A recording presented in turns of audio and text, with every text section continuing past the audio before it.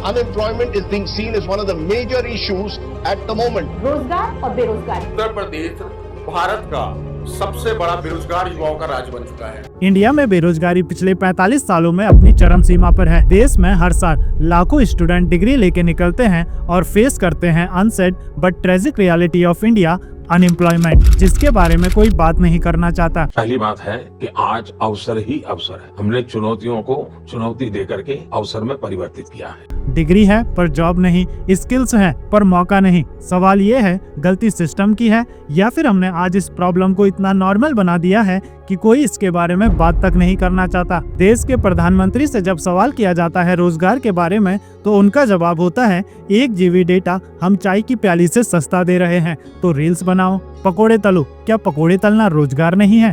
साथियों, इस सस्ते डेटा का सबसे ज्यादा फायदा बिहार के मेरे नौजवानों ने उठाया है।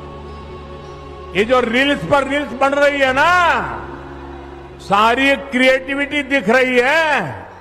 अगर आपके GTV स्टूडियो के बाहर कोई पकोड़े बेचता है और शाम को 200 रुपया कमा करके घर जाता है, उस व्यक्ति को आप रोजगार मानोगे कि नहीं मानोगे? मानोगे कि नहीं मानोगे? मानोगे कि नहीं मानोगे?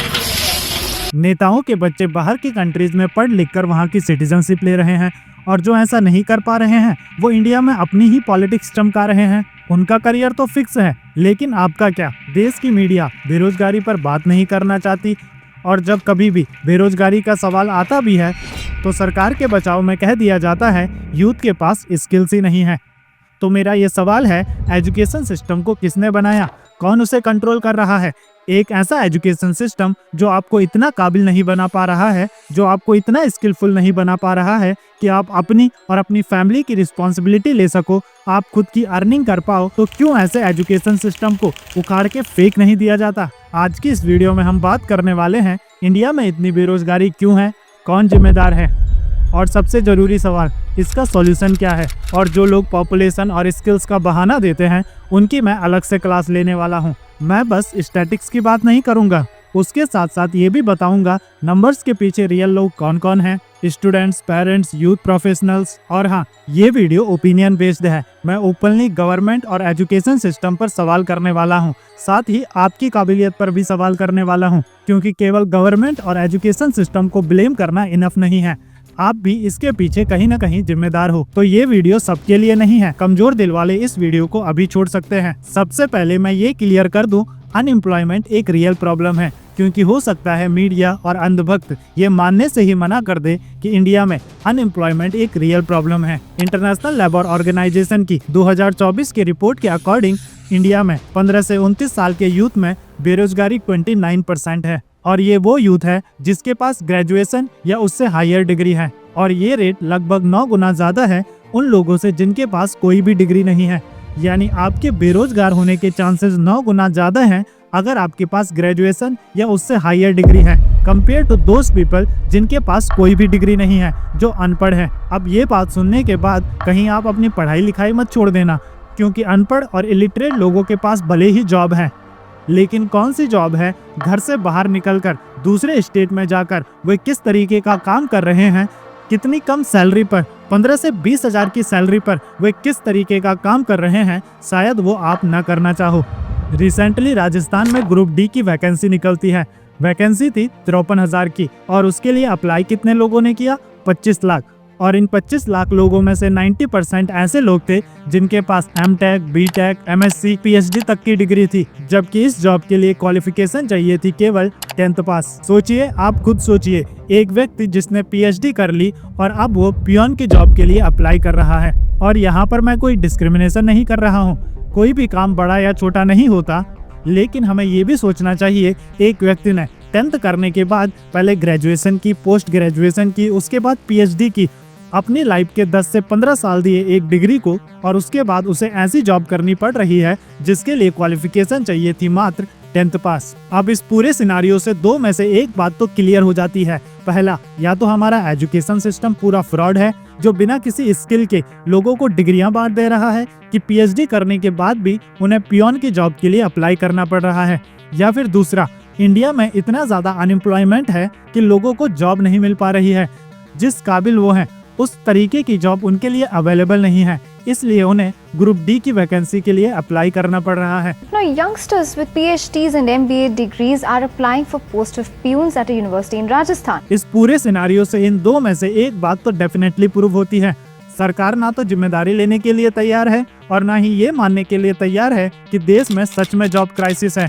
लोग कहते थे कि यूपी युवाओं का राज्य है, आंदोलनकारियों का राज्य है, लेकिन आज हकीकत ये हो गई कि उत्तर प्रदेश भारत का सबसे बड़ा बेरोजगार युवाओं का राज्य बन चुका है। आए दिन बच्चे फ्रस्ट्रेट हो गए सर, कई बार आत्महत्या करते हैं। लेकिन ये केवल एक साइड है पूरी कहानी की, तो चलो अब दूसरी साइड भी देख लेते हैं, जो कि है हमारी यूथ। अगर हम सारा दोष गवर्नमेंट को दे दे तो वो सही नहीं होगा, कहीं ना कहीं इसके लिए हमारी यूथ भी जिम्मेदार है। हाथ में फोन, अनलिमिटेड डेटा, मुंह में सिगरेट और बगल में गर्लफ्रेंड, ये हर वो चीज है जो आज का मैक्सिमम यूथ चाहता है और उसके पास कहीं ना कहीं अवेलेबल भी है। और जब मेहनत करने की, नई स्किल्स डेवलप करने की उम्र निकल जाती है तो वो एक ऐसी रेस का हिस्सा बन जाते हैं जिसमें लाखों करोड़ों लोग पहले से ही फंसे हुए हैं, वो है गवर्नमेंट जॉब्स। आजकल का 80% यूथ अपने माँ बाप से ज्यादा अपने मोबाइल से प्यार करता है और मोस्ट ऑफ द टाइम आपको ये इंटरनेट पर स्क्रॉल करता हुआ मिलेगा और सोशल मीडिया पर फॉलो भी करता है ऐसे लोगों को, जो कि मेन रीजन है जिसके कारण ना तो ये कोई स्किल डेवलप कर पा रहा है और ना ही इसके अंदर कोई टैलेंट है जिसके बलबूते पर ये आगे फ्यूचर में कमाई कर सके। तो इसके पास एक ही उम्मीद बचती है, वो है कैसे न कैसे करके इसकी गवर्नमेंट जॉब लग जाए। आज का मैक्सिमम यूथ गेमिंग और पॉर्न से एडिक्टेड है। छोटे छोटे बच्चे जिन्हें पढ़ाई करनी चाहिए, जिन्हें फिजिकल एक्टिविटी में पार्टिसिपेट करना चाहिए, फिजिकल स्पोर्ट्स खेलना चाहिए, वे एडिक्ट हो चुके हैं इस एक डिवाइस के, जो डिवाइस ड्रग से भी ज्यादा एडिक्टिव है। आपका मोबाइल फोन आपके लिए वरदान भी बन सकता है और श्राप भी बन सकता है। अगर आप इसी डिवाइस को सही तरीके से यूटिलाइज करते हो, इस पर सही वीडियोस देखते हो, अपनी स्किल्स को इनहेंस करते हो, तो ये आपके लिए एक वरदान है। लेकिन इसी मोबाइल पर अगर आप सुबह से शाम तक स्क्रॉल करते जा रहे हो, ऐसे डम्ब इन्फ्लुएंसर्स को फॉलो कर रहे हो, ऐसी लड़कियों को फॉलो कर रहे हो जो केवल खुद को एक्सपोज करने के कारण फेमस है, तो कहीं ना कहीं ये मोबाइल आपके लिए श्राप बन जाएगा। आजकल का maximum youth in dumb influencers को फॉलो कर रहा है, उसे इतनी भी समझ नहीं है आज से 5, 10, 15 साल बाद उसके ऊपर जिम्मेदारी आएगी, उसकी शादी होगी, उसके बच्चे होंगे और उस टाइम पर उसको रिस्पॉन्सिबिलिटी लेनी होगी। उसके माँ बाप बूढ़े होंगे, उनकी जिम्मेदारी उसे लेनी होगी। उसके खुद के कुछ सपने होंगे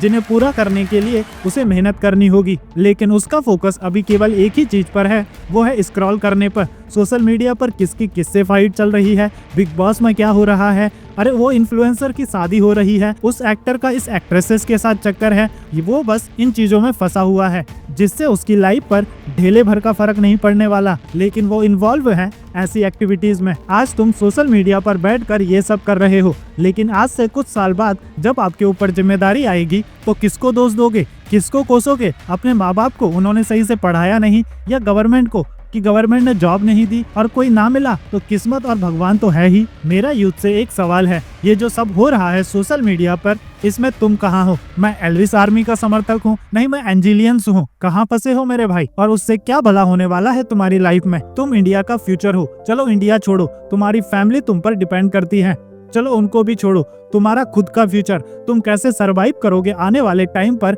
वो केवल इस बात पर डिपेंड करता है कि आज तुम अपना मैक्सिमम टाइम कहाँ दे रहे हो। क्या तुम कोई स्किल डेवलप कर रहे हो या सोशल मीडिया पर किसी को बस गालियां दे रहे हो? इसकी उससे लड़ाई हो गई तो मैं इस आर्मी के साथ हूँ, अब मैं दूसरी आर्मी को अपोज करूंगा। उसकी जो भी पोस्ट मुझे दिखेगी मैं उसके नीचे 4-4 गालियां पेलूंगा। आज कौन सी स्किल सीखी, कौन सी स्किल पर काम कर रहे हो, किससे तुम्हारा फ्यूचर बनेगा? क्या उस इन्फ्लुएंसर को गालियां देने से या उसका सपोर्ट करने से तुम्हारा फ्यूचर बनेगा, या खुद पर काम करने से बनेगा? सोचो, यंग एज एक ऐसी अवस्था होती है जब तुम्हारे अंदर सबसे ज्यादा एनर्जी होती है, तुम ज्यादा मेहनत कर सकते हो, तुम नई नई चीजें सीख सकते हो, तुम्हारा माइंड शार्प होता है। लेकिन वही टाइम अगर तुम ऐसे डम्ब इन्फ्लुएंसर को फॉलो करने में लगा दोगे, उनका सपोर्ट करने में, उनका अपोज करने में, वो अपनी लाइफ में कुछ भी कर रहा है, तुम्हें क्या मतलब है मेरे भाई? तुम्हें ये सोचना है कि तुम्हारी स्किल कहाँ से डेवलप होगी, तुम कैसे ग्रो करोगे, तुम लाइफ में बड़ा कैसे बनोगे। तुम्हारी फैमिली, तुम्हारे बच्चे, तुम्हारी फाइनेंशियल कंडीशन, इन सब से ना उस इन्फ्लुएंसर को कोई फर्क पड़ने वाला है और ना ही उन बेटिंग एप्स को, ना गेमिंग एप्स को, किसी को कोई फर्क नहीं पड़ने वाला है। इन सब की जिम्मेदारी तुम्हें ही लेनी होगी। अगर तुम्हें फाइनेंशियली स्टेबल लाइफ चाहिए, अच्छी जॉब चाहिए, तो उसके लिए तुम्हें अच्छी स्किल से डेवलप करनी होगी और उस स्किल को डेवलप करने के लिए तुम्हें खुद पर उस स्किल पर काम करना होगा और यही रास्ता है। वीडियो के लास्ट में मैं यही कहना चाहूँगा, मार्केट में जॉब बहुत कम है लेकिन स्किल्ड लोग भी बहुत कम हैं। कंपटीशन है लेकिन उस कंपटीशन के परे जाने वाले भी बहुत कम लोग हैं। आपको जॉब चाहिए और कंपनीज को स्किल्ड वर्कर। अगर आप उनकी डिमांड फुलफिल नहीं कर सकते तो वो आपकी डिमांड कैसे फुलफिल करेंगे? अपने आसपास देखो, सोसाइटी में देखो, एक ही सोसाइटी में आपको ऐसे लोग भी मिलेंगे जो 1000 रुपए कमाने में भी स्ट्रगल कर रहे हैं, तो वहीं आपको ऐसे लोग भी मिलेंगे जो महीने का करोड़ों रुपए कमा रहे हैं। क्या फर्क है? केवल एक चीज का, वो है उनकी स्किल्स। तो भले ही देश में जो सिचुएशन है, जो जॉब क्राइसिस है, उसके लिए कहीं ना कहीं गवर्नमेंट जिम्मेदार है। क्या तुम उनके भरोसे बैठ सकते हो? तो इसका आंसर है बिल्कुल नहीं। तुम्हें अपनी स्किल्स पर काम करना होगा, खुद मेहनत करनी होगी, सही जगह टाइम देना होगा, तब जाकर तुम लाइफ में ग्रो कर पाओगे।